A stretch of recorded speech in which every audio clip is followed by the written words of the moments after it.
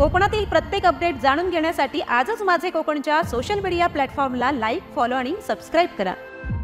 शिवसेना उद्धव बाळासाहेब ठाकरे पक्षाचे महाविकास आघाडीचे उमेदवार संजयराव कदम यांच्या प्रचारासाठी आज प्रचाराच्या अखेरच्या दिवशी खेड शहरातून महारॅलीचे आयोजन करण्यात आले होते।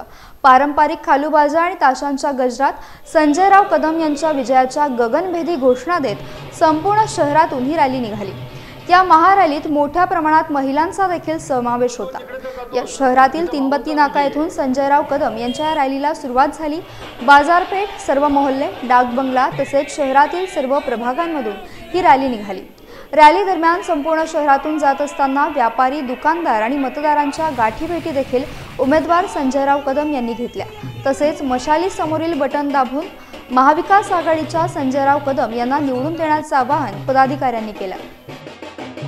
23 तारखेला आपल्याला मतमोजणी तिकडे आहे आणि मग 400 मतं आपलं 392 मतदान केंद्र आहेत। मला खात्री आहे 392 मध्ये हा 300 ला झोपलेला आहे।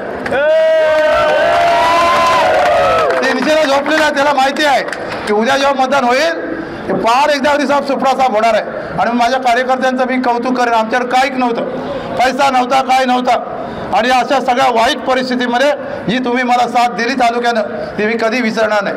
जाताना एकच सांगेन की गेल्या लोकसभेमध्ये आपल्या खेडमध्ये 194 मतदान केंद्र आहेत, त्याच्यामध्ये आपण रामदास कदमाला 163 पदनं हाकललेले आहे। 163 मध्ये हद्दपार केलेले आहे, राहिला 31।